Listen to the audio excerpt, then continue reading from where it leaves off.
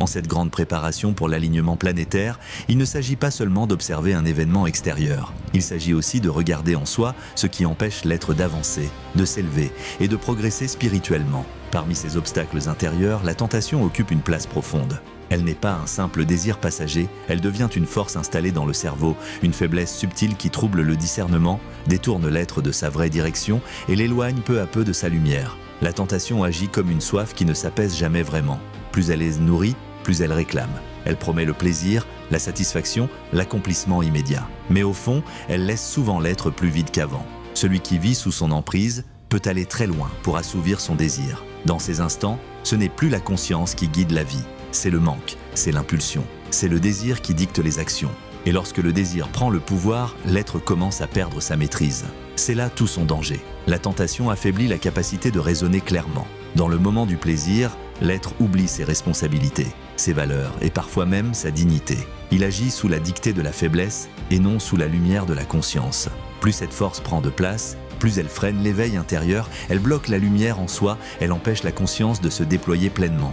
Et celui qui reste prisonnier de ses tentations ne peut jamais connaître une paix durable, car il demeure sans cesse poussé vers une nouvelle envie, une nouvelle recherche, une nouvelle fuite. Ainsi, la tentation devient un véritable obstacle à l'élévation spirituelle. Elle trouble la clarté, affaiblit la volonté, fait perdre la direction et peut même faire perdre la dignité d'un être humain. Souvent, lorsque la conscience revient pour reprocher ce qui a été fait, certaines conséquences sont déjà là. C'est pourquoi cet enseignement nous invite à voir plus tôt, à comprendre plus tôt, à agir plus tôt, avant que la tentation n'ait déjà pris le dessus. Mais ce message n'est pas un message de condamnation. Il est un appel à la maîtrise.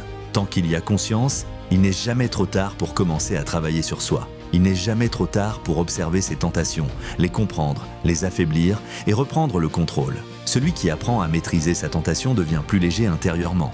Il retrouve un soulagement, une liberté, une force nouvelle. Et surtout, il découvre une satisfaction plus profonde. Non pas celle du plaisir immédiat, mais celle qui naît de la victoire sur soi-même. C'est ici que la pratique que vous observez prend toute sa valeur. Elle n'est pas un simple mouvement. Elle est une aide symbolique dans la quête de maîtrise intérieure. Elle rappelle que le cerveau doit être travaillé, discipliné, recentré. Elle montre que l'être humain peut apprendre à ne plus être dominé par ses impulsions. À travers cet art, il devient possible d'affermir la volonté, de renforcer le contrôle et de redonner à la conscience sa juste place. La mission de Yogitambi Chakravanen, guide spirituel et maître de yoga et de méditation, s'inscrit profondément dans cette démarche. Son enseignement cherche à aider l'être humain à avancer, à progresser spirituellement et à éveiller sa conscience pour une vie meilleure. Il rappelle que la vraie victoire ne réside pas dans la satisfaction immédiate du désir, mais dans la capacité à se gouverner soi-même. En cette préparation au grand alignement planétaire, il devient donc essentiel de prendre conscience de la place de la tentation dans notre vie. C'est le moment de travailler sur son cerveau, d'enlever ce qui obscurcit la lumière, de reprendre le contrôle et de choisir la maîtrise plutôt que l'impulsion. Car c'est seulement lorsque l'être apprend à dépasser ses tentations qu'il peut réellement avancer, s'élever et laisser sa conscience s'ouvrir à une vie plus juste, plus lumineuse et plus libre.